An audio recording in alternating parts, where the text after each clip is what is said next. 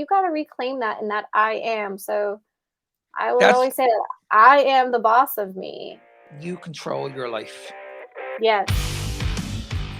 Hello, carnivores, and welcome to session number 45. Angela Christine is with us today. She is a 10-year breast cancer survivor, and she is battling with an asterisk. I'll come back to that asterisk in a second. She is battling neurological Lyme disease and co-infections for the past 2.5 years after 30 years of mysterious illnesses and symptoms that doctors could never figure out. So the asterisk is because she texted me earlier today saying that the battle is basically won. So that's super exciting. I can't wait to hear more about that. After many years of being misguided by her medical doctors to become plant-based, her symptoms only continued to get worse. Angela took her health into her own hands. Sounds like Toby from session number 44, right? And started healing herself by doing a strict carnivore lion diet 3 years ago and put all of her symptoms into remission. Angela and I also share the same carniversary, if you want to call it that. Woo! Angela Happy is also, anniversary. thank you, you too.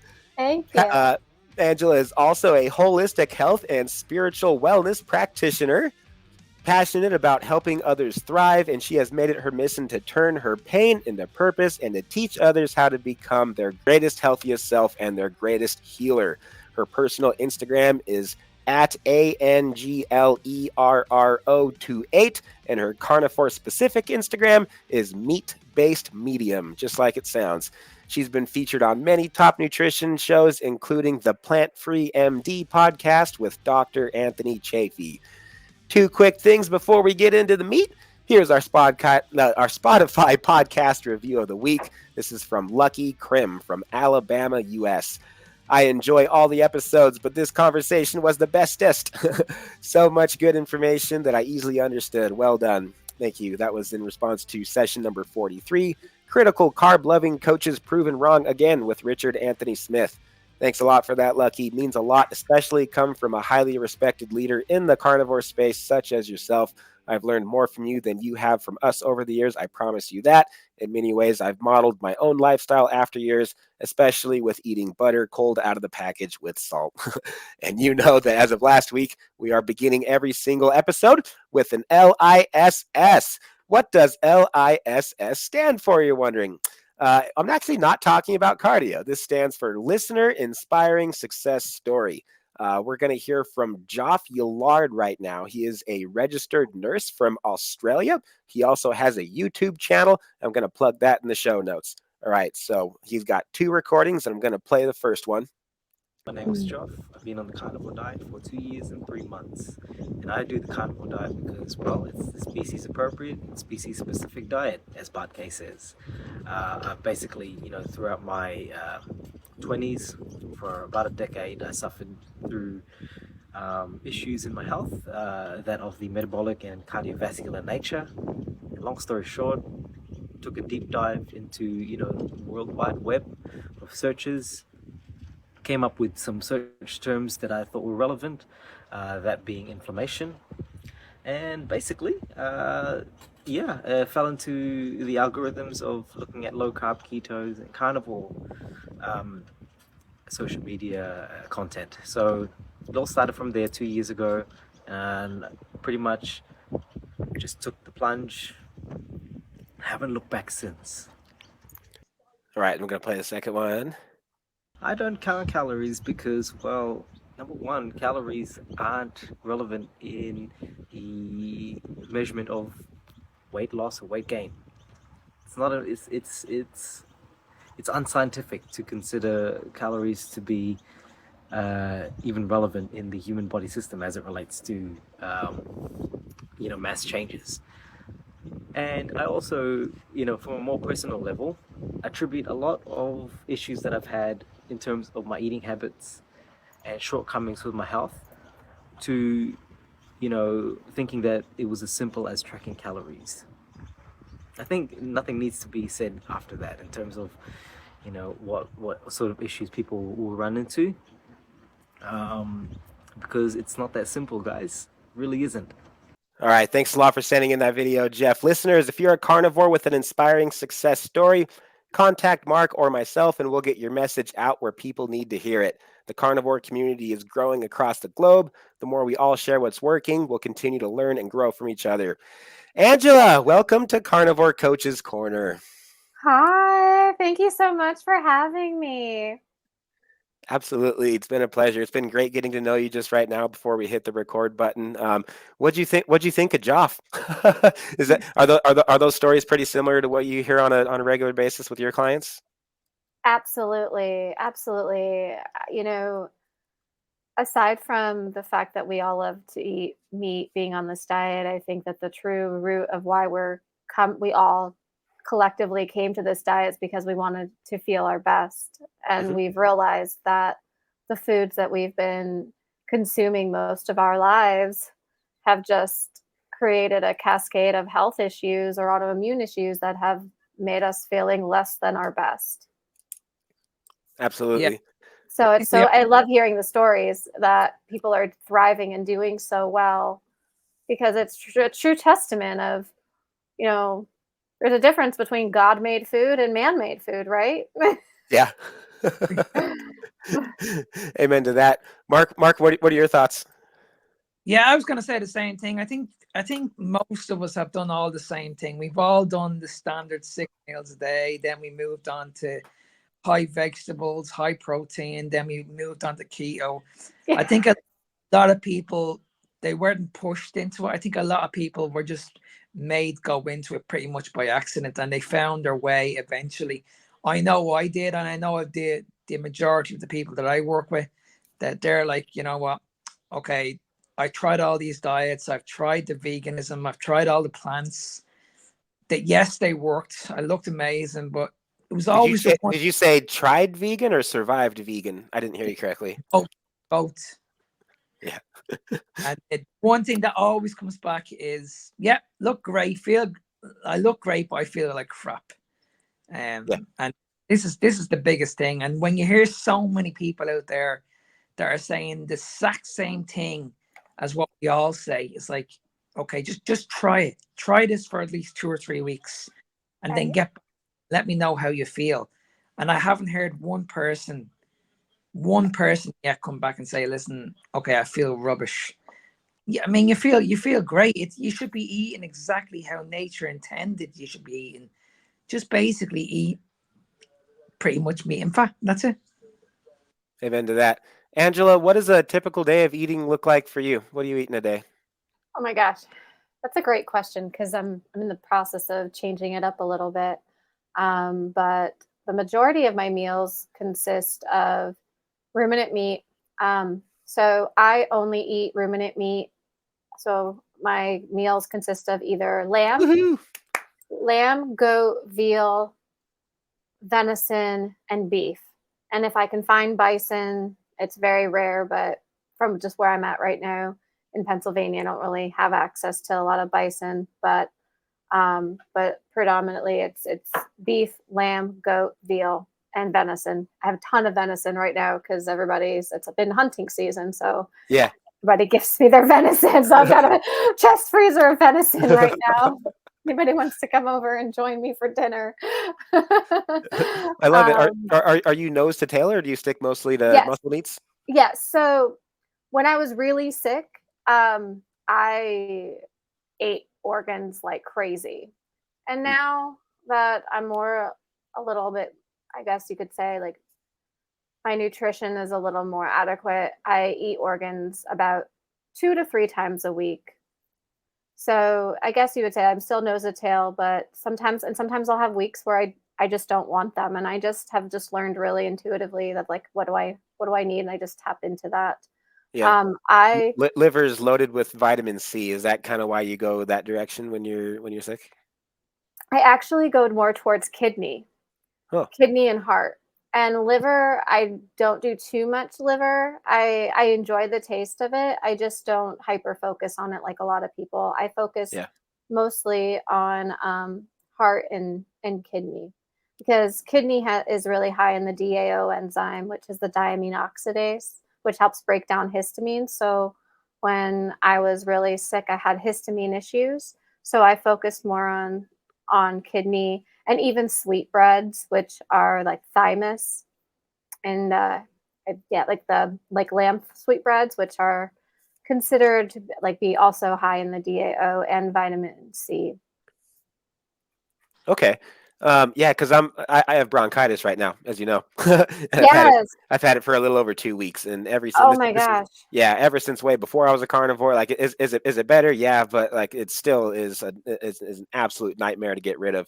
I've actually never had kidneys besides just like in a supplementation like gelatin capsule Mhm. that has other organs in it.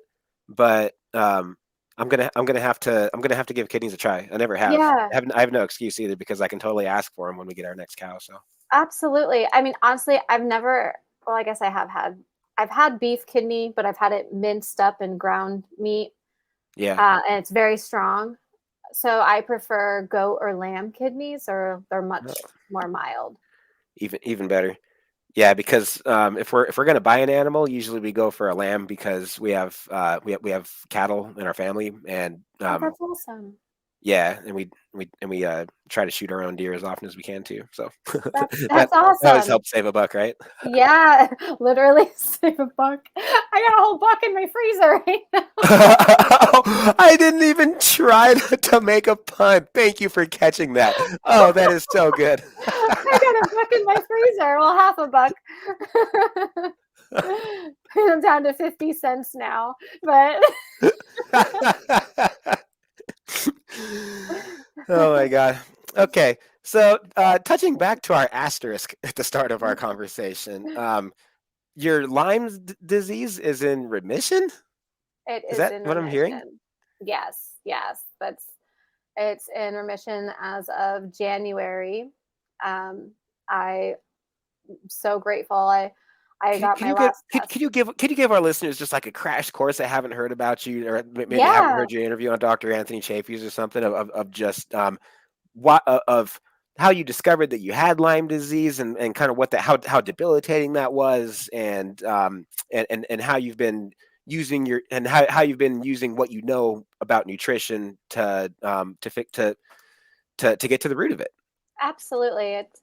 I'm going to try to not jeopardize and monopolize too much of time because it's a very, very long story. And you can also read it on the Daily Mail. It was featured on the Daily Mail too. So, but I will just do a short version of it. So, my whole life, as far as I can remember, I've always had mysterious illnesses, and I struggled with almost every illness under the sun. I've Hmm. had from anywhere from, I mean, I was born with asthma, so I totally empathize with your bronchitis right now because I used to have chronic respiratory symptoms and Yeah, I have diseases. asthma too. Yep, yep. So, and especially when it's cold out, it can aggravate it, the Yep. cold air. It just was like a chronic thing. I had chronic strep throat, chronic hormonal issues, chronic fatigue. I barely ever went to school. Then I had Epstein-Barr virus in high school because I had mono, and I would like wax and wane. So I'd have months where I would be really feeling well, and then I'd have months where I would be so out. I I can. I was actually just looking at my report cards from high school the other day. I found them in a drawer, and I averaged about missing about 30 to 40 days of school a year because I was sick so much and the doctors wouldn't let me go to school. So, I'm Hmm. surprised I even graduated because of how much school I missed. And then I fast forward, I moved to Los Angeles when I was 18 and from Pennsylvania. I'm originally born and raised in northeastern PA. And then I moved to Are you a Pittsburgh Penguins fan? No, I'm a Flyers fan. I'm everything No, Philly fan. no. my my family's from Philly, so we're Eagles fans, Flyers fans, Phillies fans. I mean, Mark, do you want to finish this interview for me? Later, guys. yeah, Yeah. I'm a Penguins fan. Oh, the I mean, I'm also an LA Kings fan, so I'm it's I'm with you there too. yeah, We can I agree on mean, that. Okay. yeah. Okay. I'm sorry. Um, yeah, so I moved to Los Angeles when I was 18, and about I would say I had some weird health issues in LA, but not as badly as when I was in PA. But my health issues, I would say, really started to take a turn for the worse around when I was like 20, 26, 27.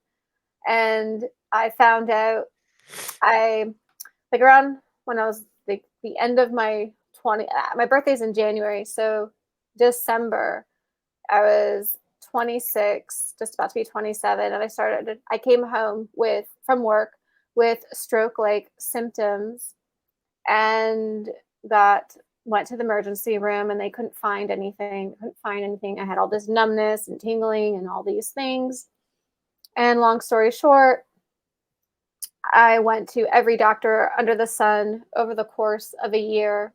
So from December 2011 to December 2012, found out I had this rare condition in my esophagus. Well, wasn't that it was rare, it just was rarely diagnosed at that time, called eosinophilic esophagitis. And they believed I had it my whole life.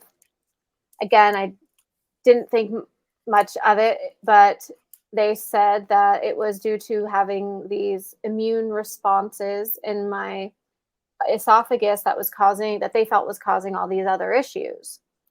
So I started treatment for that and started to go on this elimination diet of eliminating gluten, soy, dairy, nuts, corn, like all these inflammatory foods. And literally a month later from this diagnosis, I started noticing blood on my shirts. And I couldn't really understand what it was. I thought, well, maybe I'm just getting barbecue sauce or something on my shirt, because I had just been through a whole year of workups and couldn't figure out why I would be having it. Must not be blood, it must be something. Yeah. And so fast forward to May 2013. So this is like 4 months later from this diagnosis. I find out that I had breast cancer.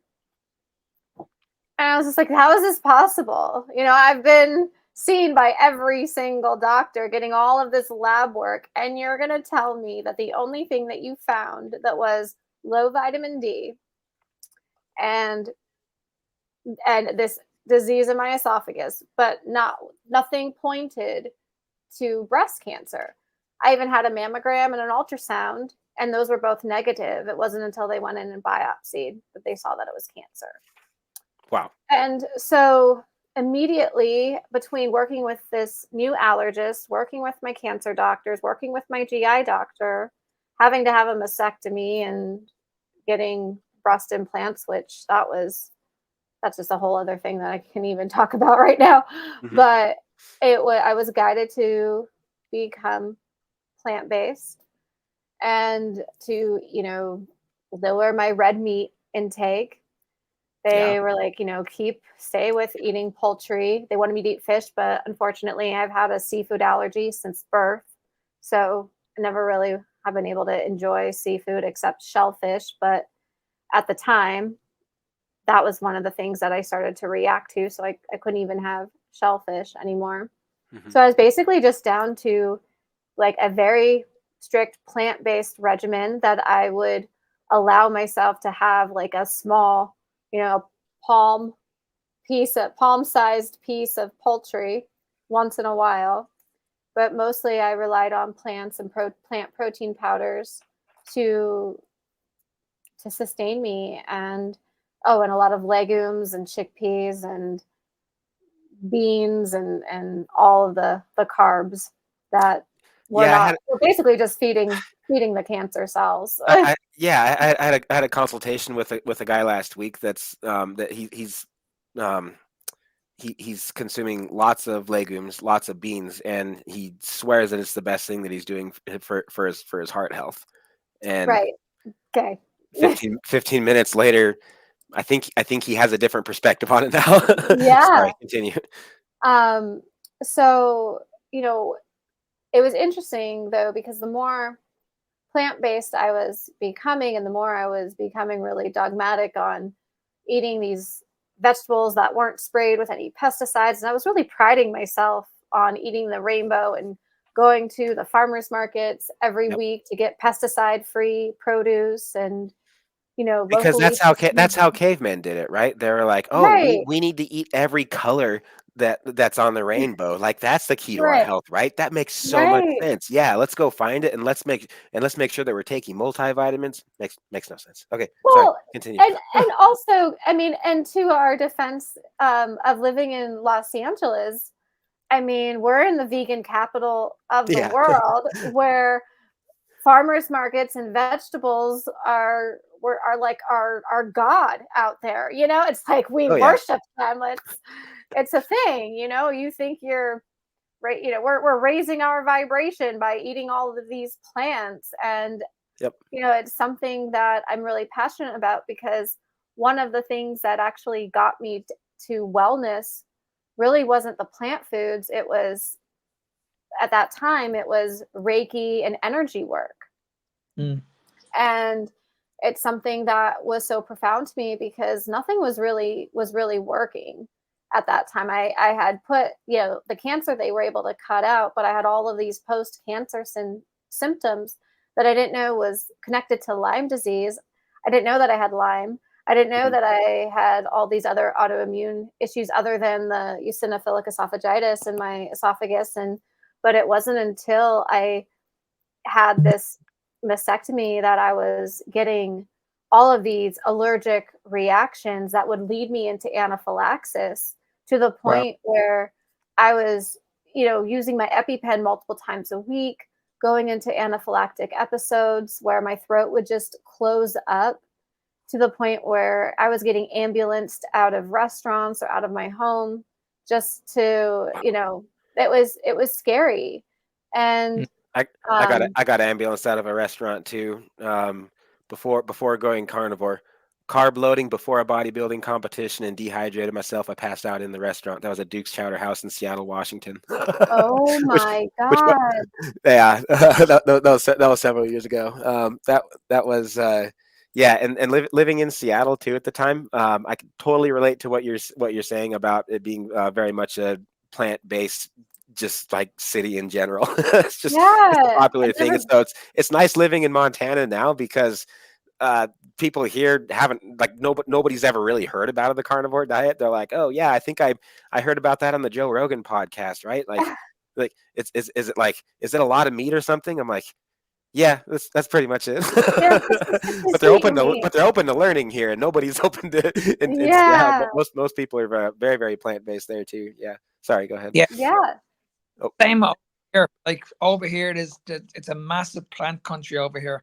Like the likes yeah. of vegetables and salads and greens and all that kind of stuff. But like Angela said, what's happening is you're seeing an awful lot of people sticking to these diets. They're adding all these greens into their lifestyle. They're getting all this information from doctors. But then when you see these people are actually getting more sicker as they age. Yeah. They're coming Yep. up with they're coming with like allergies. They're coming with like gut issues, asthma, digestive issues. Mhm. They're coming with so many different issues. And it's like, okay, well, I'm doing all this. I'm eating extremely healthy. What's wrong with me? I don't know what's wrong. How can this be happening? How can I be getting cancer? How can I be going and having probably heart attacks and stuff like that? And Yeah. unfortunately, this is what the health sector is. The health sector just haven't got a clue what they're actually talking about. 100%. Yeah. Starting with the American Heart Association. Oh yeah. Oh yeah. And that just leads down to the American Oncology or Association. I don't even know if that's such a thing, but the American Cancer Society. Mhm. You know, of just wanting to advocate for these these plant-based diets and The CDC, Bill Gates, Google. yeah, all of that. And you know, Are you healthy by your definition, and by what actually makes common sense, or you're eating healthy based on what those people are telling you? They'll tell you two completely different things. The I truth mean, is always there if you look hard enough for it. I deal totally. with a lot of women that have autoimmune health issues, and every time they come to me, they'll always send me on their diet plan. And when I look at the diet plan, I'd say about 65% to nearly 70% of what they're eating is plant-based, literally based. And they don't understand that the more veggies and the more greens you're putting into your body, obviously your inflammation is going to go through the roof. You're going to have histamine responses in the body. You're gonna feel like crap. Your body's not going to be able to digest this food. And we know that when we look at plants in general, they're high in oxalates. And it's amazing when you say to people, okay, listen, let's just remove the greens out and let's see what happens. Let's see what happens for a couple of weeks. Let's just focus on meat. But when people hear that, okay, all you want me to do is just eat like a steak on a plate, they're like, I can't do that. I was raised that if I'm going to eat a piece of steak, I need to have a side salad. I need to. It's a law. It's a sin if you. Huh? Yeah. I was one of those people,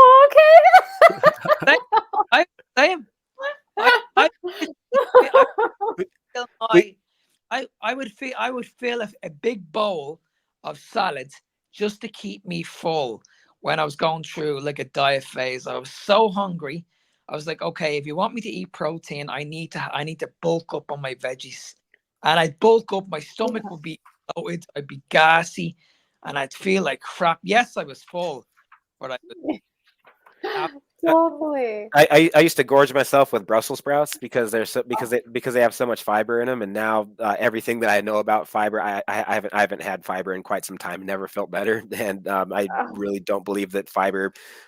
Fiber. What is fiber? It's nature's toilet paper, right?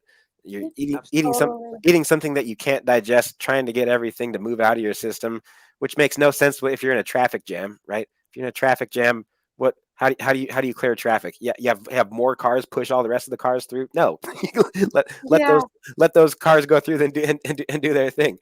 And correct me if I'm wrong, but the liver cannot digest plants, correct? The liver turns carbs into fats. So fat is our most bioavailable source of fuel. It's our body's preferred source of fuel, and so so carbs have to get turned into fat anyway, and so that requires insulin, and that takes those are produced by the pancreas, but this process takes place in the liver, and if that couldn't happen, then we would die. So to advocate to eat to replace animal fats with carbs is wrong on so many levels. And so, Mark, for you to have your clients focusing less on greens and more on animal protein, more on animal food sources, I love that, because you're fixing two problems at once. You're helping them reduce carbohydrates, and you're helping them get more of the saturated fats that they need to have a healthy heart in the first place and to have a healthy endocrine system. So it true. all starts with the gut, doesn't it? I mean, when we talk about the gut, we also need to talk about the second part of the gut, and that's the brain. And if we're putting like a lot of food in there that's obviously causing issues with digestion, that has a major effect on the brain then going forward. And this is how people then start feeling really, really bad about themselves. And this is how they have major health problems then as they age. Yeah. 100%. Angela, before we started recording, I noticed your shirt. It's like a carnivore shirt. It said something about steak. It caught my attention. I was just curious if you could show it to us. It says, just a girl. Let me see if I can. There we go. Just a girl who loves sunshine and steak. I love it. Yes, because those are the two greatest healers. And once I eventually got diagnosed with Lyme disease, that's when I really understood that there was really no other way that I was going to heal by utilizing nature, the sun, sunrise, sunset, and animal protein and animal fat. And I had to reduce and remove all of the like inflammatory foods, including poultry and chicken. I know some people thrive and do chicken and poultry, and if they do, great, that works for them. I just hope that they're eating a corn and soy free source. But for me, that really didn't matter because I was not doing my best. And actually, once I realized that for me, I had to just eliminate the plants. It wasn't for me. It wasn't just the meat. I had to find a non-aged source of meat, which I found after calling 500 farms in the country. Actually more than that, probably. I lost count, but I found a source of non-aged meats called Billy Doe Meats. And so between consuming only their meat and only their ruminant meat of lamb, goat, veal, because I couldn't even stomach beef anymore at that point, just because my body was in such a decrepit state. I was so frail. I was down to 89 pounds, but I couldn't really digest beef. So I mainly ate lamb, veal, and goat at that time when I was super sick, and non-aged fat. But yeah, I mean, I didn't get diagnosed with Lyme until February 2021. And that's when at the same time I started carnivore, because at that point, when I finally got diagnosed, I lost my ability to eat 98% plants. I think the only plant that I could actually consume without a reaction was cabbage, Brussels sprouts, and string beans. That was it. Wow.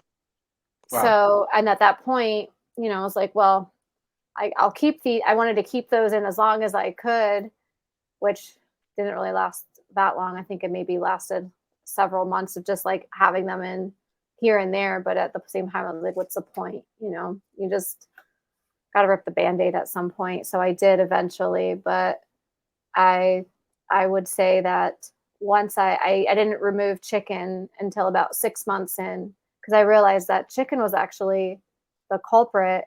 And I really only craved the vegetables when I was eating chicken. Mm-hmm. Because I wasn't really getting anything from the chicken.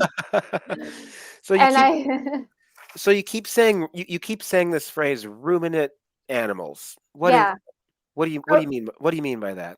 A ruminant animal is a hooved animal that has 4 chambered stomachs. So it's a grazer, whereas a non-ruminant animal would be a pig or a chicken who only has a monogastric stomach, so 1 chambered stomach, which can lead to more inflammation when consumed if they aren't consuming a species appropriate diet. Now, sometimes you can find sources that have corn and soy free diets, of like chicken and pigs that are fed a more appropriate diet of corn and soy free diet, but you don't really find that too much. And when it comes down to the nutrient intake, red meat is king. So Absolutely. That's where, if I'm only eating once or twice a day, I want to keep my meals as nutritious and nutrient dense as possible. Yes, people, what is happening? Hope everybody's good. So, if you're on TikTok, make sure you're following us on our accounts, Carnivore Coaches Corner. TikTok is flooded with fake coaches that give out horrible advice, shit advice concerning your health. If you don't believe me, get a load of this. You know why people lose weight when they do keto? They're usually in a calorie deficit. Fat loss is mass in, mass out, not calories in, calories out. Keto works because of the endocrine system and its impact on your hormones, not because you're in a calorie deficit. You want to know the second reason why they lose weight pretty fast? Carbohydrates hold water. When you stop eating carbs, you're really just holding less water. What's wrong with having less water retention while you're burning fat? And guess what? That's bad for lifting. Yes, the number on the scale has gone down, but you are dehydrated. For sure, bro. Being dehydrated is a problem no matter what kind of athlete you are. But fortunately, there's a really, really easy fix to that. So I'm going to show you the same thing that I show all of our pro bodybuilders and all of our newbies.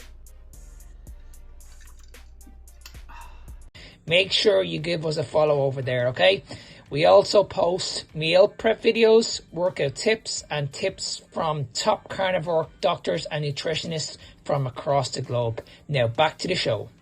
I love it. And what I'm personally 12 days into the lion diet personally right now, so I'm Oh, good. consuming nothing but red meat from ruminant animals, water and salt. That is absolutely it. Yes. And 3 just years. every every time I do it, I'm just like, I don't want to stop. This feels amazing. Like it is the ultimate anti-inflammation diet. That and everything you're eating is so bioavailable because, to your point, they have 4 stomachs, and so it's been digested. It's been digested 4 times, right? Right. And that, I think, makes such a difference too, because a lot of, I mean, obviously, like, our source matters, and grass-fed, grass-finished matters. I get that, but there are a lot of farms that do feed their cows grain, and just because you feed there are farmers that do feed grain doesn't mean that all grain-fed cows are stuck in some sort of, enclosed factory farm. Right. So I do, think that people also need to be more educated on that the grain in some of these cow feeds are okay, because like I said, the cows have to digest it 4 times before it gets to us. So unless you're super, super, super sensitive, which I do have some people that just they can't, but I'm grateful that I didn't get to that point.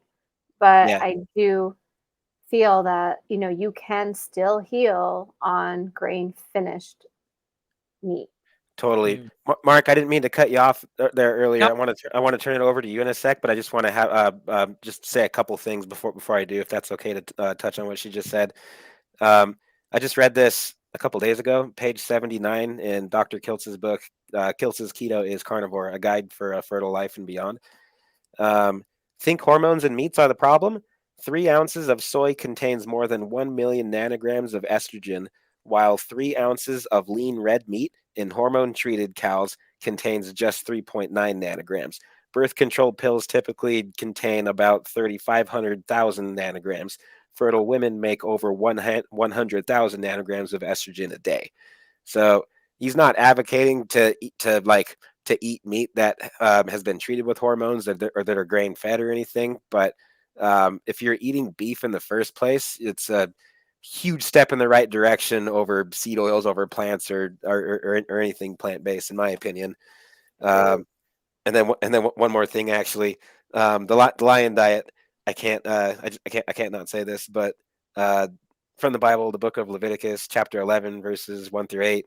That's the lion diet right there. So, yeah, camels are not okay because they chew the cud, but they don't have hooves. Rabbits, though, they chew the cud, but they don't have. They're deemed unclean in ceremonial law, and it wasn't recommended that they eat them either because they're swarming animals, kind of a gross animal. Just like they're not as clean as the ruminant animals that we're talking about. Also, they don't have hooves. Pigs, they have divided hooves, but they don't chew the cud.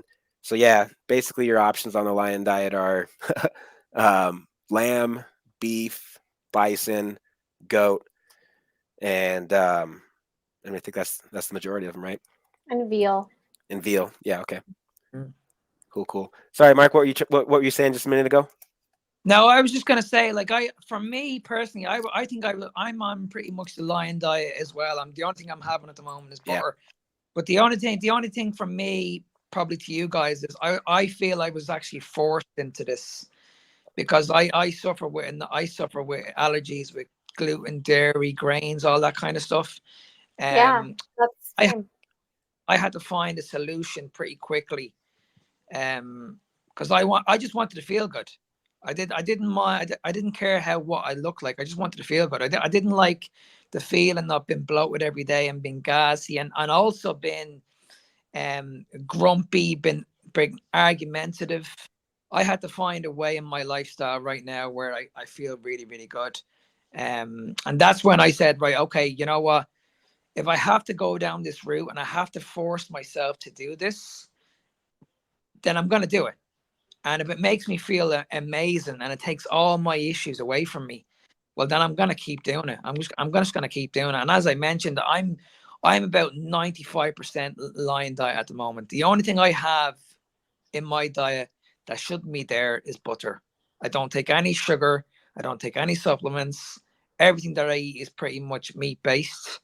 But as I said, because I need to get those extra fats in, otherwise I'd be eating a lot of meat. And at the moment, I have a ferocious appetite. I could eat a lot of food, and it's very, very hard to get my food intake by just eating a lot of meat. And as we know, that when you want to increase your food, you want to make sure you're getting those fats in. So that's the only reason why I keep the butter in. Other than that, I would 100% go Lion diet. 100%. Oh yeah. Oh yeah. I love since I'm allergic to dairy, I eat a lot of beef fat trimmings or lamb fat trimmings just so I can get. Yeah. Now Yeah. we're talking. Now we're Yeah. talking. How do you, so what do you do with them? Like, do you have it? Do you just like, because I mean, like the easiest way to do it, right, is just to drain all of your fat drippings, right, and so then it separates. You got your gelatin that settles at the bottom, and then you got your fat that settles at the top. That's the tallow. Do you do anything like more fancy with it than that? Oh, that's not even how I do it. Okay. I'm like, now I'm thinking about like maybe I should be doing that. Yeah, especially if you're like really particular about your macros and everything. So then I can figure out, okay, that's exactly has exactly that much fat in it. Has exactly that much protein in it. I do. I weigh my food too. I weigh my food Okay, and cool. everything. So I get a big brick of beef fat trimmings. It's like usually like this. And then I take it and I just chop it up into bite-sized pieces. And then what I do is I put it in my air fryer for about, I'll measure out depending on, because I try to do about 80-20 is usually my ratio, like 80% or 20% protein, 80% fat. And then sometimes I do 70-30. I fluctuate just based on what I'm feeling. Like sometimes I feel like I need a little more protein. Sometimes I feel like I need a lot more fat. Generally, I want to say like probably 5 out of 7 days, I'm leaning more towards more fat than I am protein. And actually have a whole story about using this method as an HRT, hormone replacement therapy, for myself, because this was something that I did as because when I got really sick, I lost my cycle for 3 years. So it's like a natural HRT that you're describing.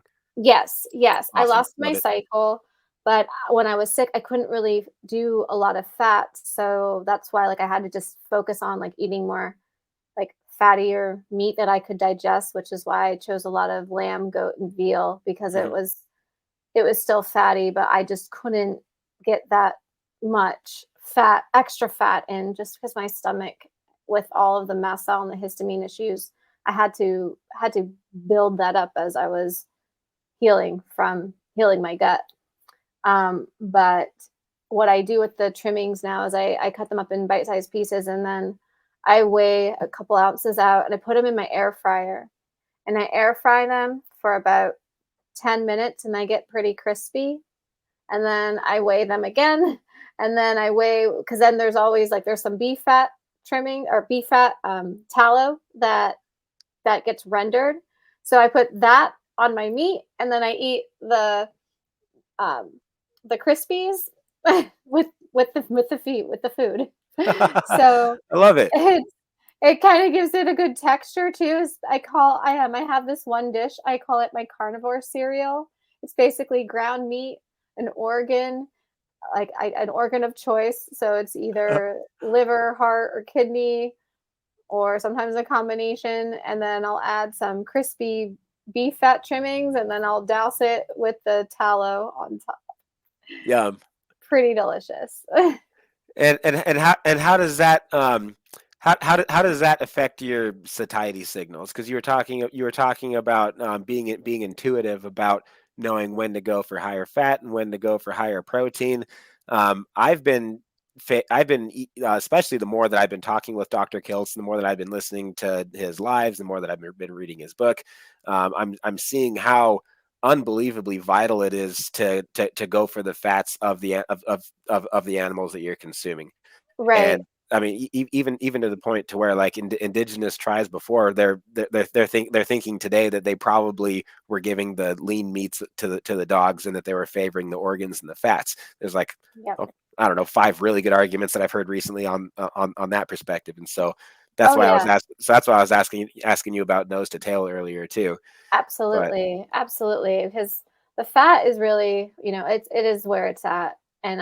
But when I was, like I said, when I was really going through it and I couldn't eat that much fat, it took some time for me to build up, and I had to use a lot of supportive supplements like ox bile, HCl, um, wow, even there's a supplement that I really loved called, and I still use it occasionally, called tributyrin, because rendered fat is pretty high in histamine. And so if your histamine bucket's already full and then you're eating rendered fat, it can, trigger a lot. So I would focus on, even like sometimes I would even eat raw suet because it's super high in stearic acid, and it can be even more nutrient dense than just eating the beef fat trimmings. wow. So I would eat the raw suet, and I would do okay with it. But like I said, every time I always had to be wary with my digestive system.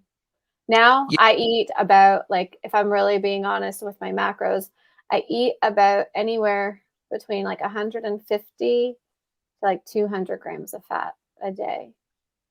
And about, that's the minimum. I think that's the minimum. I think everybody should be on a minimum. That's great. That's yeah, fantastic. yeah. And I eat about, I would say around, like, because I've eaten more fat, I my protein is a little probably lower than most, but it's at like between around like 80, 85. I'm very short. I'm only 5'2" and about 100 pounds. Oh, So that's like probably like kind of exactly where your lean body mass is anyway. Those are the exact yeah, same ratios that I try to start all of our clients on. Every now yeah, and it works great for all the guys. Every now I think the women are about 50-50 though. Seems like yeah. about half of the women that I do that with, excuse my language, but they get diarrhea. There's just no other way around to saying Right. it. Yeah. I mean, I had to work my way So up to then that. right. And so then we'll start with higher protein, lower fat, and Yes. I don't know. Like there's It, some it, people that it's it like starts to there's just fluctuate.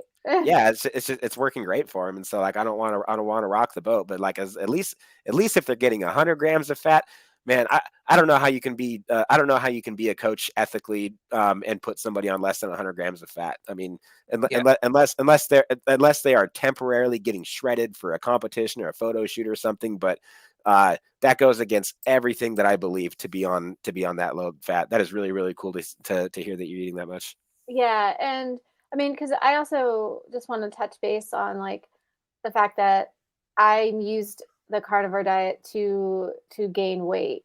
When I got sick, I got down to 89 pounds, and it was terrifying because we didn't know if I was going to keep losing. And so I developed a lot of trauma around eating because I was just so afraid. Like every time I ate, it was like, I'm eating for survival. And yeah, my doctors once again wanted to intervene, and we're like, we're going to put you on TPN, a Yeah. feeding tube. Gosh. And I'm like, no, I'm going to start the carnivore diet. And they're like, oh, okay, well, I don't know if that's really sustainable. And I'm like, well, I don't think getting chemicals induced into my body is sustainable for me. So You Well know, said. so I was, I was like, I'm desperate, so I'm gonna try it. If it doesn't work, then we can consider it. I mean, but I was so determined, there was just no way, and there was no way in hell, excuse my language, that I was going to let some doctor who already blasted me with a million other chemicals put more chemicals in me, telling me that it was deemed to be safe. Yeah. I didn't want to pour, I was like, I don't want more than I've already had to deal with. And once I saw a new Lyme specialist, and I was so sick, he was like, I don't know what to do with you. You're my sickest patient in 30 years. And you're going to have to get yourself a little healthier and gain some weight. Because if I give you anything to treat this infection, I'm really afraid it's going to kill you. Wow. I can So, totally relate to that. Totally relate to that. Because, like, I don't know if you know my story, but when I was young, I had a major, major eating disorder. And I became anorexic to the point where I was extremely low in weight. I was massively under eating, massively, had a major, major eating disorder. Couldn't even look at food. I was actually scared of food. oh my And God. that stayed with me for a very, very long time. I've been there. I've been there too, by the way. Go ahead, Mark. Yeah. And I was honestly, I was frightened of food. I was in a situation where I had to track everything, and I would never allow myself to go over a certain amount, because I would always look at the mirror, and I would always look at it and say, well, even though I'm eating 1,200 calories, I'm still not happy with what I see. I was just mentally getting iller. I was mentally getting sicker. So yeah, I can definitely relate to that. And it took me, and honestly, Colt knows this, because when I actually reached out to Colt a year ago, and I told him, like, listen, I'm going to be doing a bodybuilding competition, but I'm not going over to win it. I'm not going over to do it at all. I'm doing this basically for myself, because I'm a fully grown man now. And for years and years and years, I had these demons on my shoulders that I was never ever good enough. I was always looking in the mirror. I was always like, I'm, no matter what, I still feel like I'm under eating. Whereas now, that's all gone. I'm eating food now that nourishes my body. I feel great, and I want to keep doing that. So it's actually Yes. saved me more going forward. So I can And he definitely. Sorry. and he finished his prep strong a year later, and he flew all the way to Seattle, Washington, and he blew That's everybody's mind. And he took his amazing. shirt off on stage, and he buried all those frickin' demons, didn't you, pal? That's amazing, Mark. Oh my gosh. Congratulations. That's a huge victory. I hope you share your story more. I think the world needs I to hear that. and that's why I wanted to get on this call with you, Angela, because I can relate to, because I read your story before I actually got on this call. And there was an awful lot of what you went through. Don't get me wrong, I didn't go through all like what you went through, but I Right, could but there's a lot of similarities. see similarities, 100%. Mm-hmm. Absolutely. I mean, even like when you struggle with, like, I don't want to say I had an eating disorder, but when you have a histamine response and you have mast cells that are acting up after every time you eat, you almost become anorexic because you become afraid to eat. You become afraid of food. You don't want to eat because you're afraid you're going to die. I mean, so like sometimes I would just close my eyes and just pray the whole time I was eating that I would make it through this meal. I, And I was just, because honestly, it took me. I remember when I was in the darkest days of my eating disorder. It would have took me, no word of a lie, it would have took me an hour to eat a Mars bar. An wow. hour. And every time I Yeah. took a bit of that chocolate, I used to cry, because I'm like, I have to eat, but by eating this bar of chocolate, I'm actually making myself get fatter. And that's how bad it was. Yeah. Oh yeah. It's I like I feel that so much. I am with just what you're saying. It's like And even still, like now that I've been in this, I've been gaining, I've gained a healthy, I've gained some healthy weight back. But like even so, you get so used to seeing yourself in a certain light that when you start gaining weight, even though it's healthy weight, there's still this vision that I'm used to seeing myself emaciated. And I got so used to looking at myself this way that sometimes I look in the mirror and I'm like, am I getting fat? Like, like, am I fat? And then I step on the scale, like, you're 100 pounds. Like, you're not fat at all. It's like logically I know this, but there's like that inner thing that's like that just got so used to seeing me and like this really skinny skeletal way that and then I'm eating more and I'm eating a lot more because my body can actually, now that the Lyme is gone, I'm absorbing my food now, whereas before I wasn't really absorbing. I ask you a question, Angela. What made you stop and say, well, no, hang on a second, I don't like this, something needs to be done, this is not me, I need to grow out of this? What was the catalyst that broke the straws back? In terms of like which do you mean? Like for the like when the disordered thought? Yeah, like in terms like recovery, when you knew like this is not normal, I need to do something about this. So well, a lot of it was just like I thought I was gonna die. Like I realized that I was trying to track my calories, and I got to a place where I was doing all of these other things. Like I was like tracking my blood sugar, and I was tracking my blood sugar was always low. I just remember looking at myself in the mirror and praying that as I was in this cycle of getting well, like I had to also remind myself that one of the things was like I had to remember that this wasn't me. For me, it was the infection in my brain that was trying to take me out, because I was also in the middle of I treated all holistically, so I was doing some homeopathy to treat the infection. So that brings out when you're treating, all the spirochetes and bacterial load is really high. And I just remember just looking at myself in the mirror and being like, don't let these bugs be stronger than you. You are stronger than these bugs, and you gotta do whatever you can to nourish your body. Because like there were days where I just, like I said, I couldn't eat. I was too afraid. And I think that was the scariest part of fighting, because even though I wanted to, I just felt like I would be better if I fasted, or maybe, I just, my nervous system couldn't take it. And even though I knew all the tools and I was meditating and doing all of this, there's a fine line of will, like you were saying, like the will of wanting to heal, and also wanting to just give up because it was just so difficult. And even though when I was doing, like, because the thing was, like,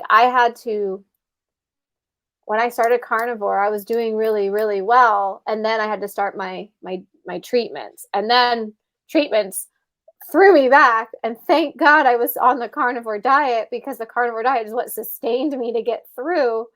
But the whole process of treating really messed with my mind. And because it was making me more I was killing all of these bugs off, I was becoming more reactive. Like all of the things that the carnivore diet had helped me with were significantly getting worse, because I was killing all these pathogens and my body wasn't clearing them fast enough. And then I went from 89 pounds to 100 pounds, and then I went back to 92 pounds.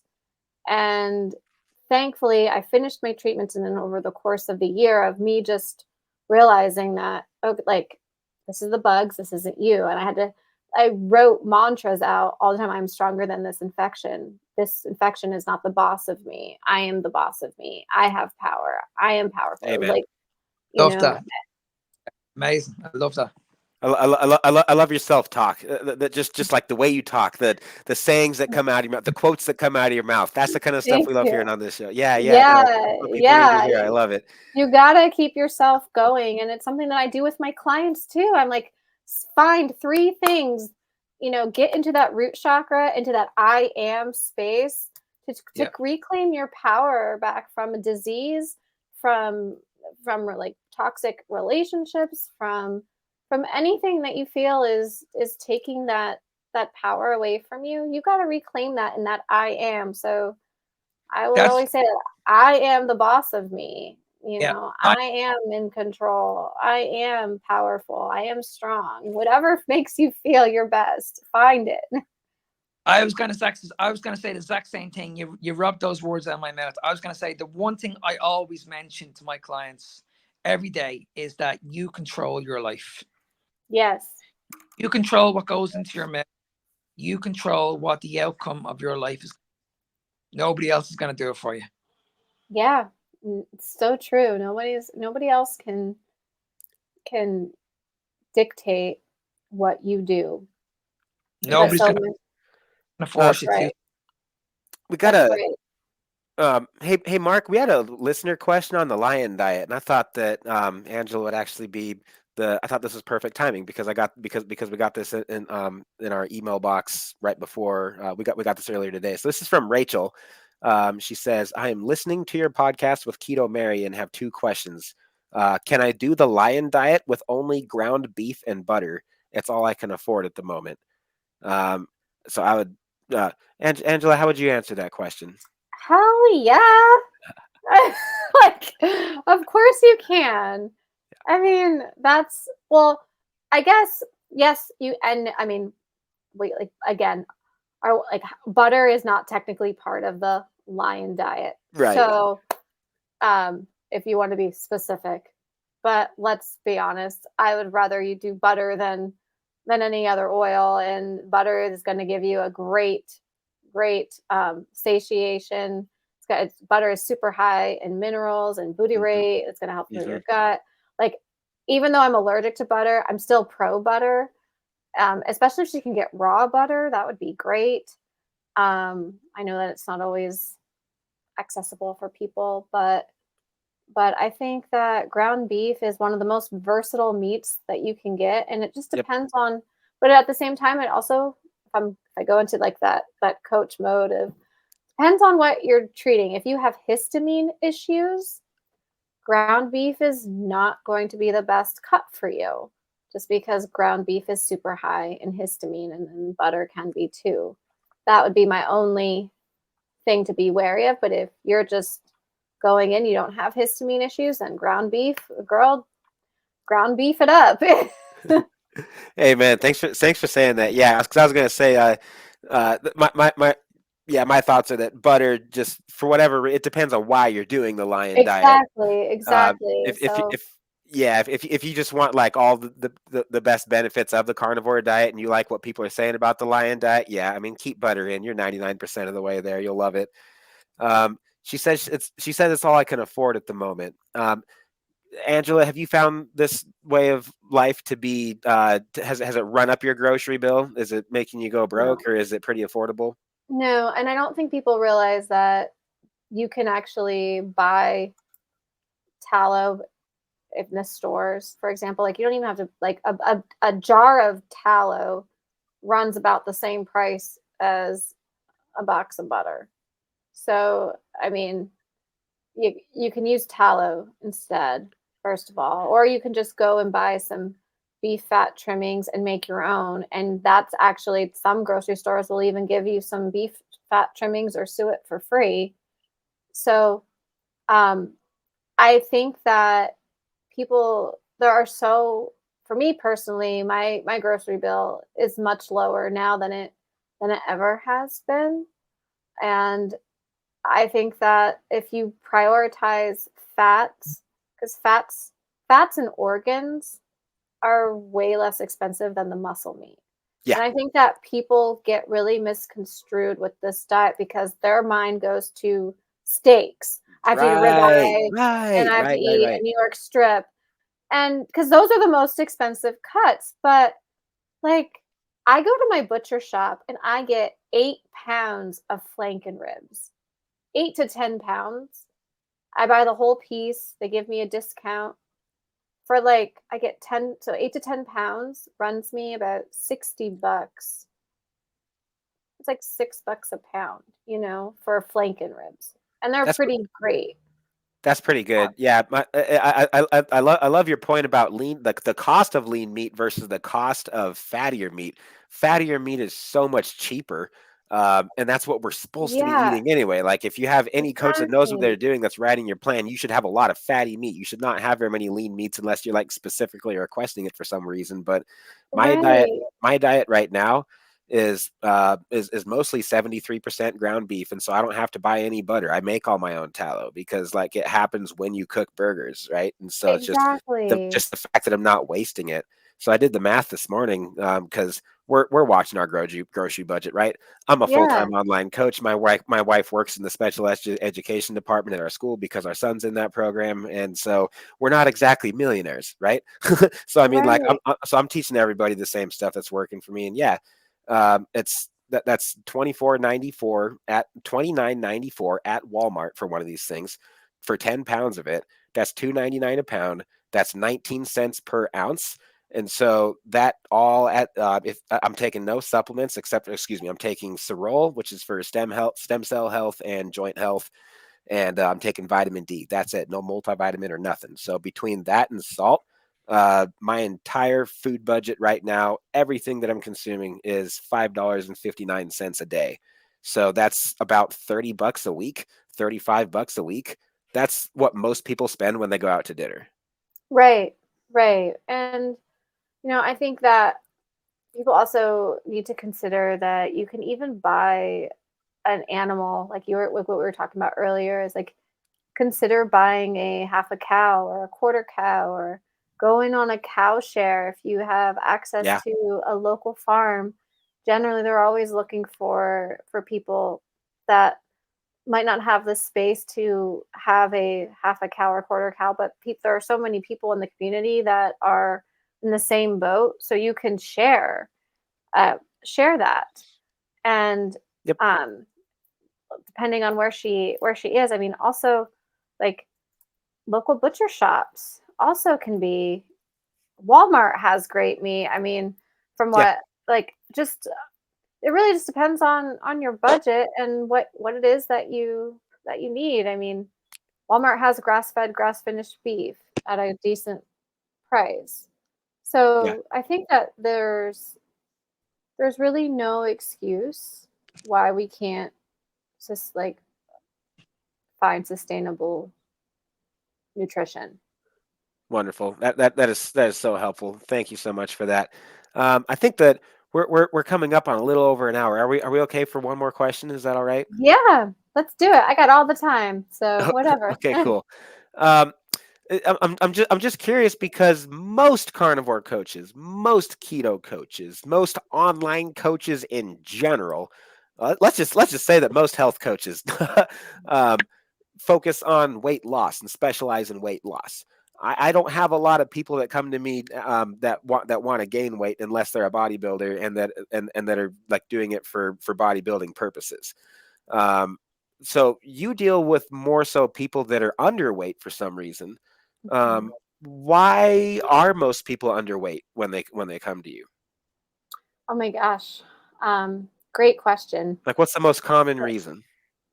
Well, right now my main focus is, I guess, because it's been something that I've been really passionate about. Is I'm working a lot with the Lyme disease community, mold toxicities, the people that are struggling with dysautonomia and nervous system dysregulation. That's and like autonomic dysfunction that's has created their own histamine issues and mast cell issues. And so a lot of them have been in the same boat where they've been undernourished, or they're coming from some sort of autoimmune issue that's impairing their body's ability to absorb nutrients, or that maybe even cause them to have an eating disorder because they've been so scared to eat, or they might be down to like 4 foods. So I've been focusing on helping people heal their gut by using not only just carnivore, but also mindfulness, energy work, Reiki. That's my specialty is mindfulness, Reiki, and energy work to help the body reset and rebalance the nervous system so that you can reconnect to your spirit and help your body find its way to heal itself naturally. And by utilizing these foods as a tool for the body to become nourished. And so when I get these people, they're so sick and they're down to like eating chicken and carrots or maybe salmon and sweet potatoes. And they're just like eating like pears and oatmeal. That was one thing that I lived on for before I lost it. I lived on pears and oatmeal for like 3 months. That's all I could eat.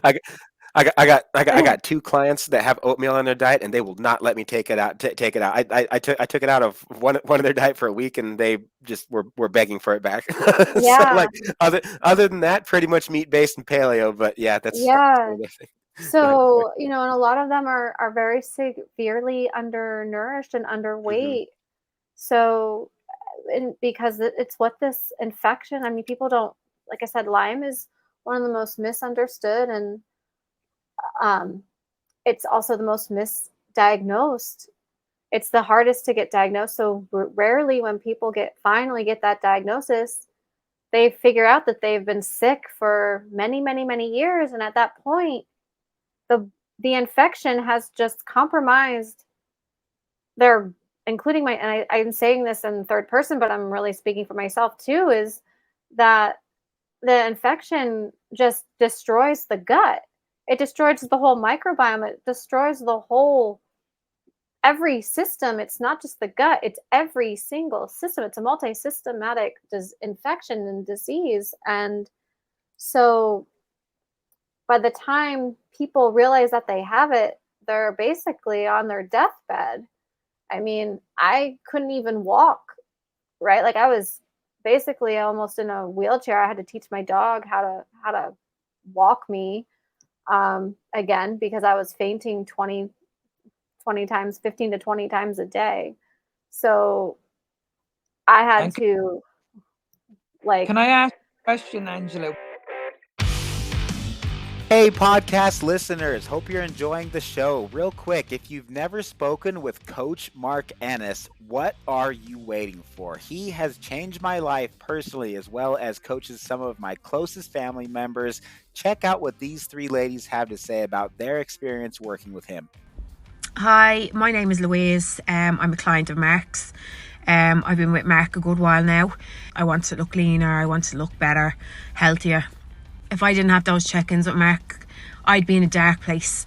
He is the person I tell everything to, because he is the person that's going to get me to where I want to be.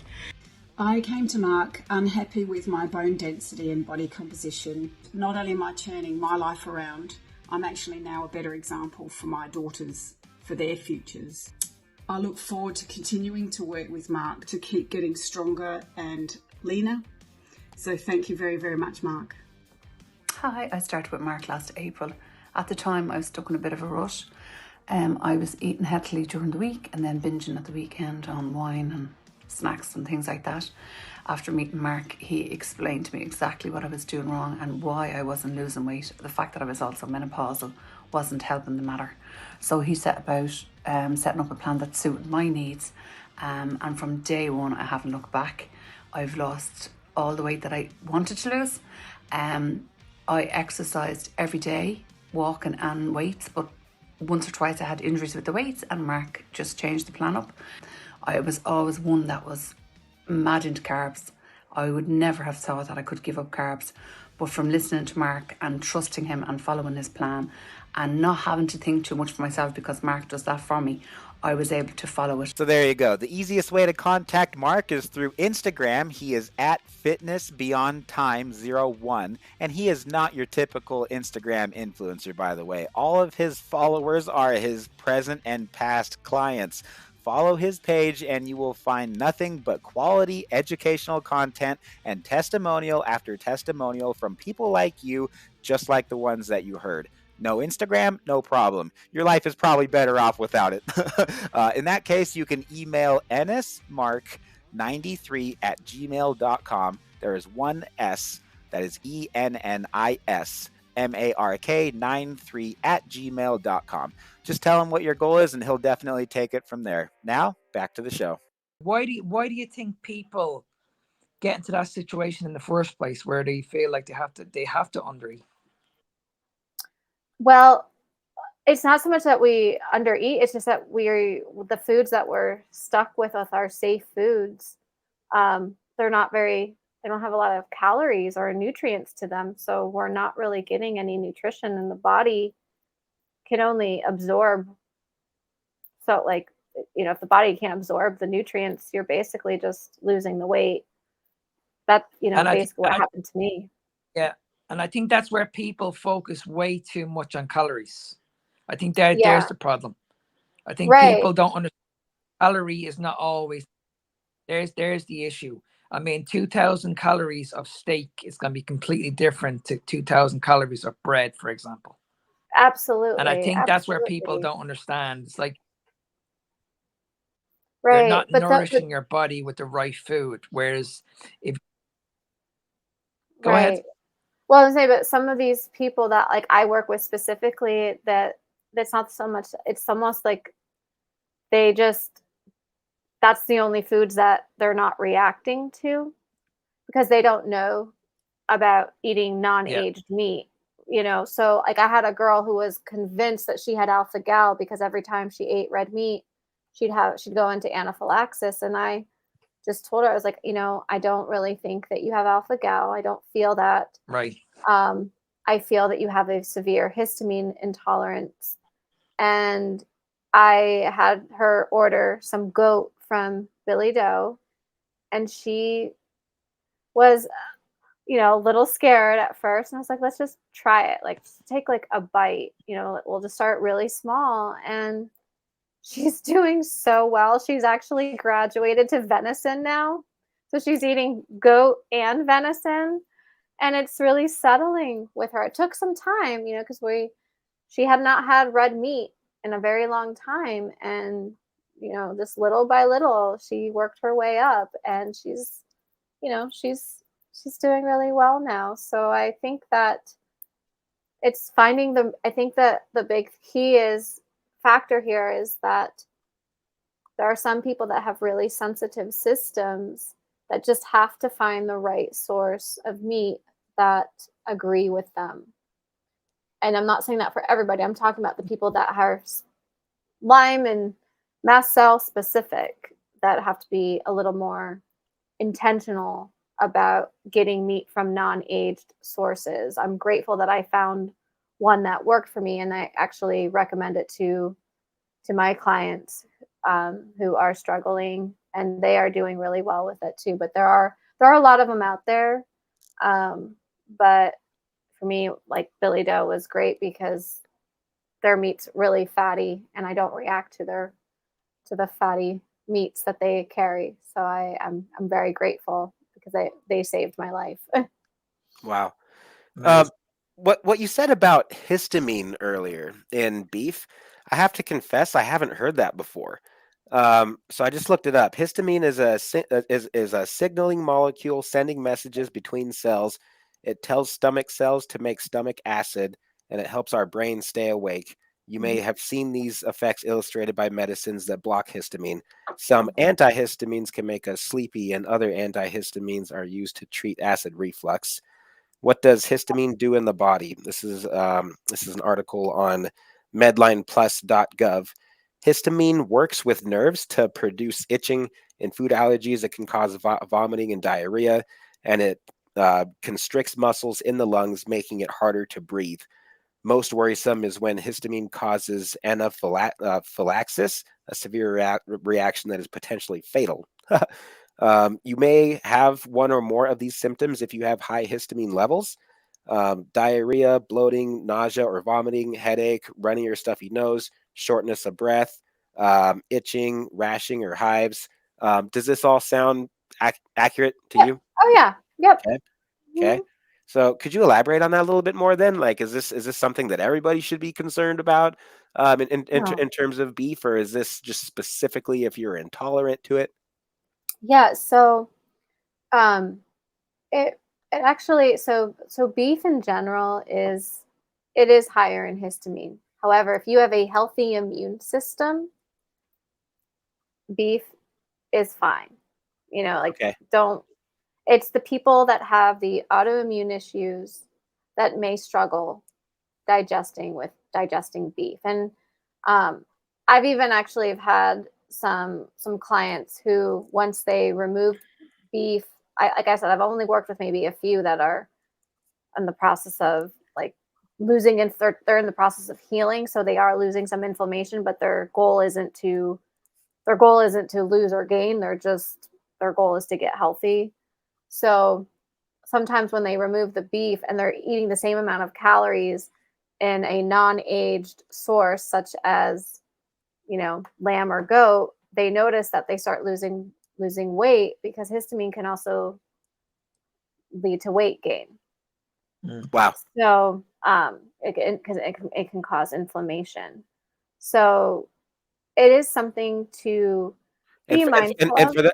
And for those listening that are sold on the gospel of calories in, calories out, and you think that everything has to do with the law of thermodynamics and that it applies to human bodies just like it does to steam engines, if you're one of those people, yeah, okay.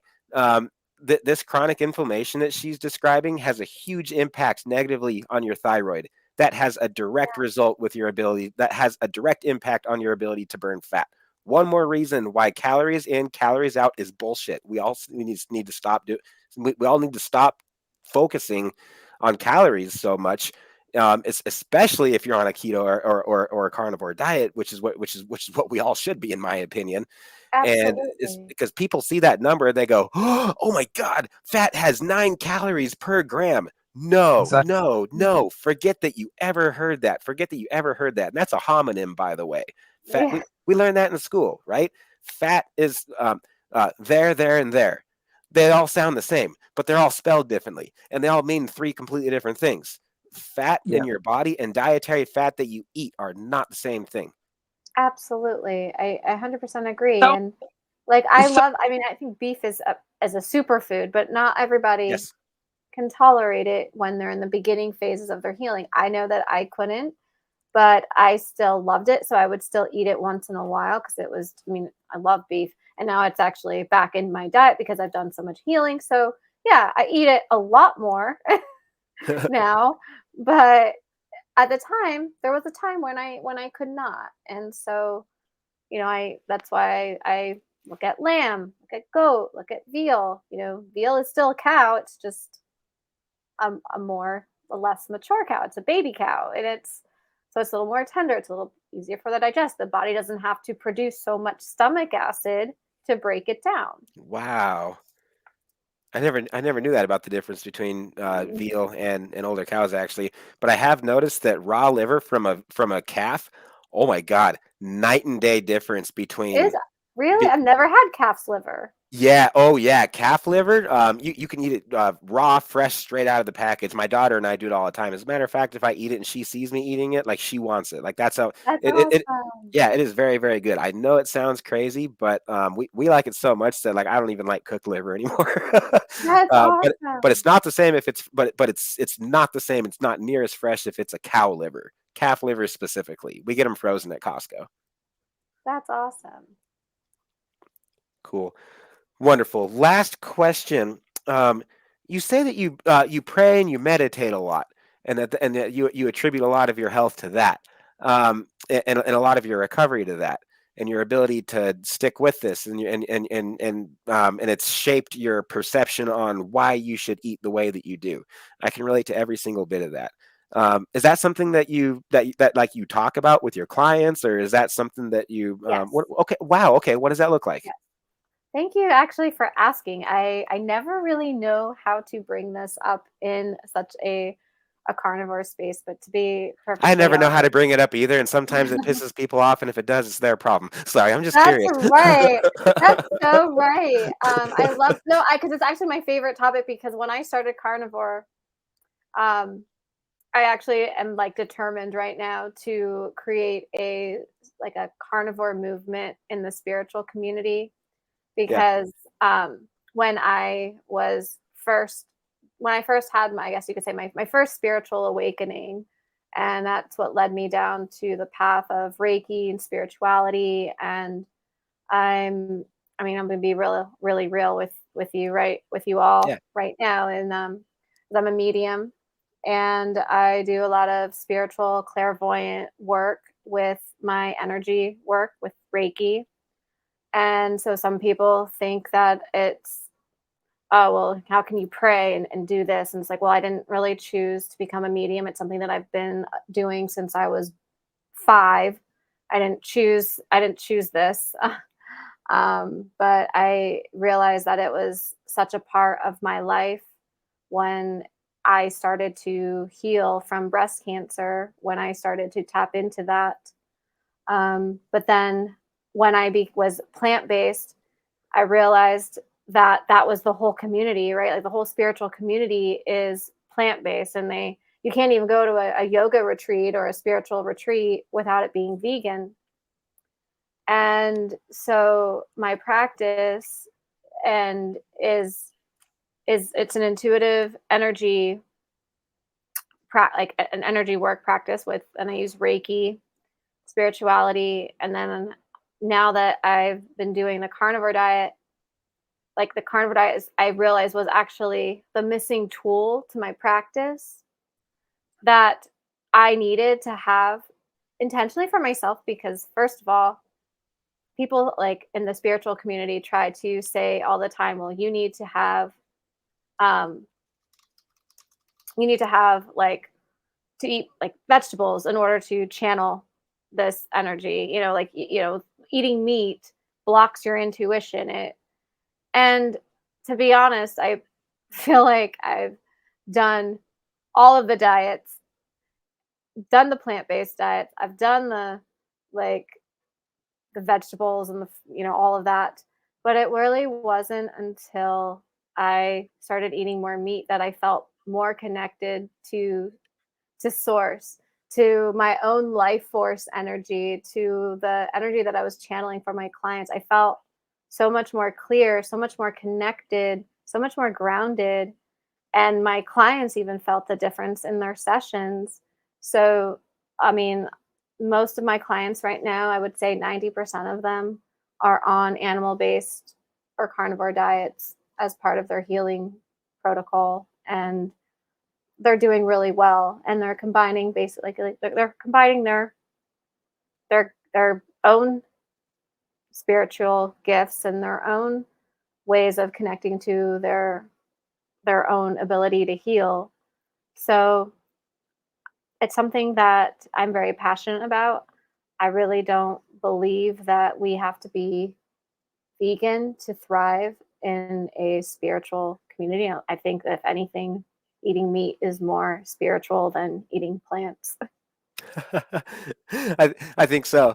The biggest thing that I got when I did the lion diet for 7 weeks, that was the first time I did it. I went to 4 weeks because everybody says you're supposed to do it for 30 days, and then I felt so good I just wanted to stay on it for another couple weeks. But I was experiencing so much spiritual growth and so much just like personal growth after the first month of looking back and going, wow. I didn't realize I could go this long without caffeine. I didn't realize that I could go Yeah. this long without anything that's sweet. And I realized how many things were addictive tendencies that that I had to move on from, and that's why I wanted to do it because I was like, I'm not okay with living the rest of my life with these things running my life. You know what I mean? I'm like, Yeah. I own them. They don't own me. And so I wanted Yes. I wanted to give it another couple weeks just to prove it to myself that I could do it. And then when I finished, I was like, man, what was the big deal? When do we get to do this again? You know? Yes. Well, and it's interesting that we're talking about this because those things that are in our diets become our demons. Yeah. And so many people that I work with have a lot of like we all do. We all have our own demons, right? But what if we could remove some of the things that were feeding our demons? Mm. Then we could then maybe the demons would What? Oh eventually my die gosh! off. What was it? Was it you that I was listening to? That I listen to so many podcasts that I lose track of them. But was it you that said before you take a before you talk about what the ah bef- instead of trying to fix something on the back end, why Oh, don't you fix it on yeah. the how did you say it? It was you, sure. Yeah, it was me. It was something me and Dr. Chafee talked about was that before you decide to heal, before you make the decision to heal, it's something that it's a quote from Hippocrates. Sorry, it's before you make the decision to heal, will you what are you willing to remove the thing that's making you sick? Yes, that's it. Thank you. Yeah. I'm sorry I butchered it. No, you did great. I mean, it's such Yeah, a beautiful when I heard quote. that, I was like, "Wow, that needs to be like on the front of a journal or something, you know? Yes, Or on and a I T-shirt or truly on a coffee believe mug." that. And I truly believe that. And then when we remove the thing that's making us sick, we have so much more space for our entire being to Yeah, receive the healing that it needs and whatever capacity that looks like, whether it's spiritual, emotional, physical, and that's what I do. I combine all three. I help your body heal on an emotional, physical, and spiritual level because we are multidimensional. We're not just 3D. We're living in a very 3D world right now, but our beings are multidimensional and we have to there's address. a lot more to us than what we can see. Right, we're like onions. We got Yes, layers to us. We got to heal the yes. physical. We got to heal the spiritual. We got to heal the mind. We got to make these decisions and we've got to really we have to commit to it. And we don't always have to be so strict, but I think that's where we ebb and flow with everybody's on a different path of their healing. Some people don't have to be so strict. Some people can eat ground beef every single day and it heals them just fine. And that's what you have to as a Yeah, as I'm a one of those healer people. or as a coach, that like you got this. Yeah, But I truly believe that there's also that other side of like, well, if that's all I can afford, well then guess what? We got to pull that back in of let's put that in the mind first. That my mind, once you believe that something can help you heal, I truly believe that that magnifies your whole entire existence and your whole entire being to actually heal. belief We make belief the decision. belief is everything. Yeah. What does Dr. Kilt say on like all of his lives when people have fertility questions or whatever? Beef, eggs, butter, bacon, and Kilts his ice cream from time to time. That's like his Yes. way of treating himself. But he always says prayer and fasting. Prayer and fasting. Yes. Which brings me to the last thing that I wanted to ask you was fasting. Is that something that you Mhm. do? Something that you teach? Something that you use? I do. Again, if I go and I might be a little more detailed about this, but do I fast? Yes. I don't personally do extended fasts, just because where I'm at, like I said, I'm 100 pounds. I don't think I need to do an Yeah, extended fast. I don't think anybody would recommend that you do an extended fast. Yeah. But I do occasionally will do a 24-hour fast. If my gut, like I still do have some flare ups. So, I mean, I want to be real with that too. It's like, yeah, I Mhm. still have some inflammation then in my gut that I'm still working through. So, if I'm not having a good stomach day, I kind of just follow my body. I'm like, okay, let's just take a break. Let's just give it a day.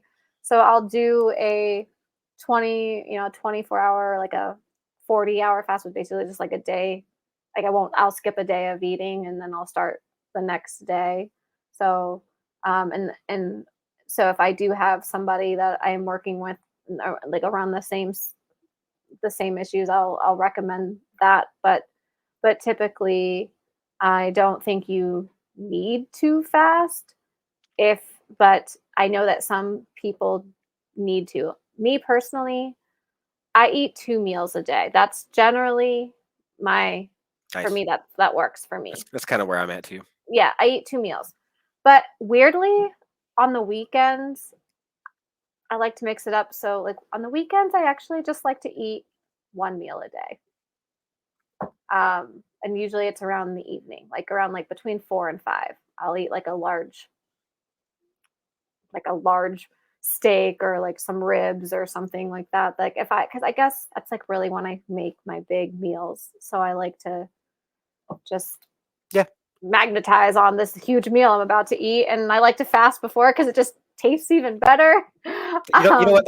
That's great, because I am like basically the same on every single level. Yeah, I'm 2 meals a day most days, and then like every now and then, if I have a day where I don't have time to eat that first meal, I don't. And the first meal is usually around 45 grams of protein, 50 grams of fat, like usually kind of around there. Sometimes 100 grams of fat if I'm hungry, or I always go higher on the fat, not the protein, for that first meal. And then second meal is just keep eating as much as you can until you're full, and until beef, water, and salt doesn't taste good. And if it doesn't taste good, then it's time to stop. And so, usually stuffed in the evenings. And I mean, that's how lions eat, right? We're at the top of the food chain. They're at the top of the food chain. When in doubt, if you don't know what to do on the carnivore diet, eat like a lion. What do lions do? Are they snacking throughout the entire day on beef jerky and like having coffee with cream in it? No, they have 1 or 2 meals a day. Maybe sometimes they'll go a day without food, but when they eat, and then what do? They rest and digest. That's right. And for me, I know everybody's different, but I am a key, like for me, I feel like our circadian rhythms are one of the most important parts of our healing process. And I think it's one of the most, it's not really talked about. So if you're going to eat, I always recommend making sure that you at least eat before the sun goes down, or before daylight is Very good advice. gone. Just because once the sun goes down, your body's not really into digesting its food. It's more, it goes into that rest and digest. So a lot of times I'll get people that come to me like, well, I'm doing the lion diet, I'm doing the carnivore diet, but it's not digesting. And then I like, well, tell me, what time do you eat? And they tell me, well, I don't eat that late. I eat around, 6:30, 7 o'clock. And I'm like, well, where do you? And then I look at where they live. They're in the northern hemisphere. It's winter time. I'm like, it's dark out. So if that's, so winter time, I always adjust my meal times so that I'm still getting my 2 meals a day, but I'm getting them in during when the sun is out. Okay. And then in the summertime, you can eat, like I'll like adjust it to go later depending on where I'm at. Just because once the sun goes down, your body's not going to be able to digest the food. I mean, granted, again, like we do the best we can. Some people that's just, so I tell them, eat their calories more in the day, eat a smaller dinner. Maybe for some people it's you eat breakfast and lunch and you skip dinner and you fast through dinner, so it just depends on, don't want to like get too technical here, but everybody has a different body. So I think that's great advice. I'm so glad that you said all that, because these are conversations that I have with my clients all the time too. So I learned a ton. I'm sure that they will once they hear this. I can't wait to publish this like ASAP and text it to 3 or 4 people that are coming to mind. So thank you once again so very much for all of your wisdom, for your time on our show, and for sharing your experiences, for being as bold and as genuine and as authentic as you are, for you to talk about things that you believe in, that are controversial. Yeah, that's okay, but we can play games, or we can go, no, I mean, this is the truth. And sometimes that means going against conventional wisdom and mainstream media. So what's the hottest project that you're working on right now? What platforms are you the hottest on? Where can people go to find you? Oh my gosh. So Well, thank you. First of all, thank you so much for allowing me to share this space with you and Mark, and for bringing me onto your show today. It was just such a wonderful time to share my experience and just, a little bit of my journey with you and your guests. So thank you very much. And if you want to find me, you can find me on Instagram. I have two Instagram pages. I have Lerro, Anglerro 28, and then I have my other account that's Meat Based Medium. That's full of carnivore content and a little bit more about my practices and what I do to help people go from dying to thriving. And you can also find me on LinkedIn, and those are pretty much it. Holy smokes. So that is it for this session, everybody. Thank you for listening. Make sure to let us know what you thought. You can do that directly from your podcast app, or you can send a DM to Coach Mark or myself on Instagram. You can also email your feedback, questions for us, and more specific topics you'd like us to teach on next. Coach Mark was recently featured on the Keto Savage podcast, by the way, with Robert Sykes. That was published on January 29th, 2024. Go check that one out because Mark totally killed it on that interview.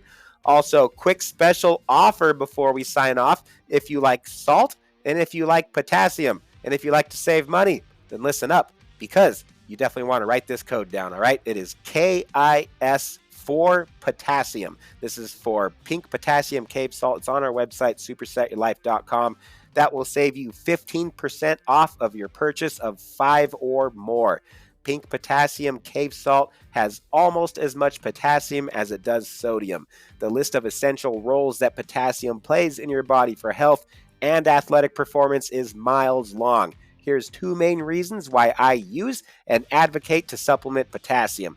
Number 1 is muscle cramps or fatigue throughout the day. So my general rule of thumb has always been that if you're cramping during your workout, it's usually a potassium deficiency, assuming that you've got your sodium and you've got your water in. Cramping after your workout or at night, that's like usually a magnesium deficiency. This is advice from my old track coach, and it rarely fails. I've been doing it the same way. Have you recently removed processed foods? This is the other thing. Processed foods have a disproportionately high level, typically, of chemically modified preservatives, high in sodium and potassium. So people who clean up their diet rather quickly might and often do experience temporary potassium deficiencies as a result, and they are wise to supplement. It's okay on the Lion diet because it's just plain natural salt, the way that God made it.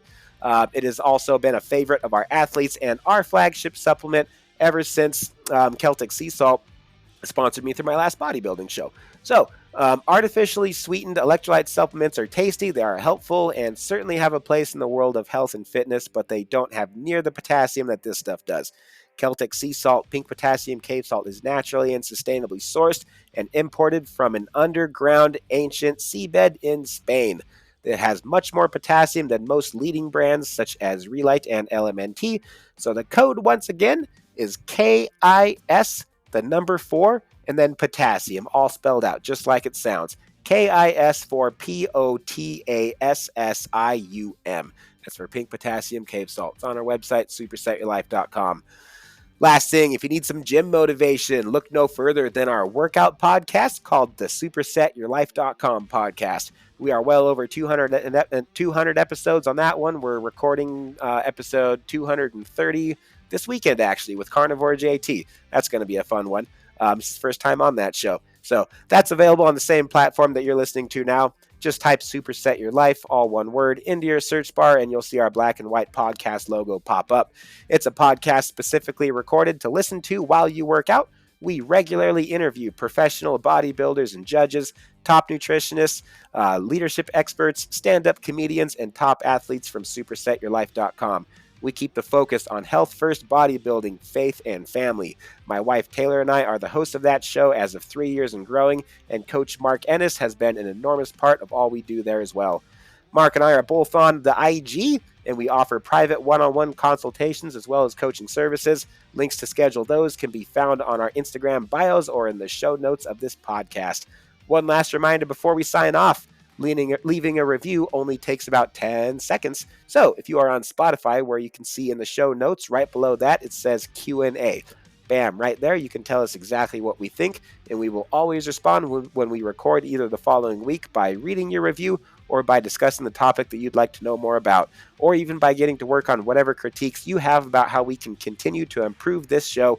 And that's how we communicate as a dialogue, not a monologue, in this intimate back and forth conversation that we call Carnivore Coach's Corner. Share this with a friend if you found it helpful, everybody. We'll catch you next week, as always, on session number 46.